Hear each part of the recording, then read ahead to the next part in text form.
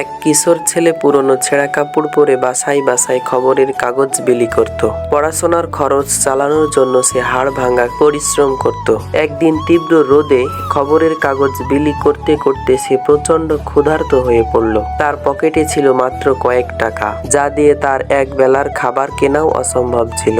সে ঠিক করলো এর পরে যে বাড়িতে যাবে সেখানে খাবার চাইবে। একটি বাড়ির দরজায় টোকা দিতেই এক সুন্দরী কিশোরী দরজা খুলে দিল। মেয়েটিকে দেখে ছেলেটি ঘাবড়ে গেল। সাহসের অভাবে সে খাবারের কথা না বলে শুধু এক গ্লাস জল চাইল। মেয়েটি ছেলেটির মলিন মুখ আর ক্ষুধার্ত চোখের দিকে তাকিয়ে তার অবস্থা বুঝে ফেলল। সে এক গ্লাস জলের পরিবর্তে এক গ্লাস দুধ নিয়ে এলো। ছেলেটি অবাক হয়ে ধীরে ধীরে দুধটুকু খেয়ে নিল। তারপরে পকেটের দিকে হাত বাড়িয়ে করুণ সুরে জিজ্ঞাসা করলো, এই দুধের জন্য আমি আপনার কাছে কত টাকা ঋণী? মেয়েটি মিষ্টি হেসে উত্তর দিল, আপনি আমার কাছে মোটেও ঋণী নন। আমাদের মা শিখিয়েছেন দয়া বা ভালোবাসার বিনিময়ে কোনো টাকা নিতে নেই। ছেলেটি কৃতজ্ঞতা জানিয়ে সেখান থেকে চলে গেল। অনেক বছর পর সেই মেয়েটি এখন বৃদ্ধ। তিনি এক কঠিন রোগে আক্রান্ত হয়ে শহরের বড় হাসপাতালে ভর্তি হয়েছেন।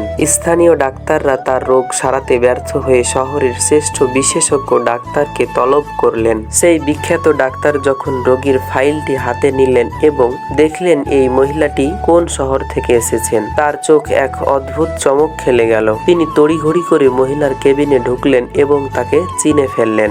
হ্যাঁ, এটি সেই মেয়েটি ছিল যে বহু বছর আগে এক ক্ষুধার্ত ছেলেকে এক গ্লাস দুধ খাইয়েছিল। ডাক্তার মনে মনে সংকল্প করলেন এই মহিলাটিকে বাঁচাতেই হবে। দীর্ঘ প্রচেষ্টা আর সুচিকিৎসায় মহিলাটি সুস্থ হয়ে উঠলেন। আস্তে আস্তে ছুটির দিন ঘনিয়ে এলো। মহিলাটি খুব চিন্তিত ছিলেন, কারণ তার কাছে হাসপাতালের বিশাল অঙ্কের বিল পরিশোধ করার মতো টাকা ছিল না। ভয়ে ভয়ে তিনি বিলের খামটি খুললেন। হঠাৎ তার চোখ আটকে গেল বিলের কাগজের এক কোনায় হাতে লেখা একটি ছোট চিরকুট। সেখানে লেখা ছিল, আপনার সব বিল বহু বছর আগেই পরিশোধ করা হয়েছে, মাত্র এক গ্লাস দুধের বিনিময়ে। মহিলার চোখের কোনায় জল জমে উঠল। তিনি মনে মনে স্রষ্টাকে ধন্যবাদ দিলেন আর বুঝলেন পৃথিবীতে করা কোনো ছোট দয়াই কখনো বৃথা যায় না।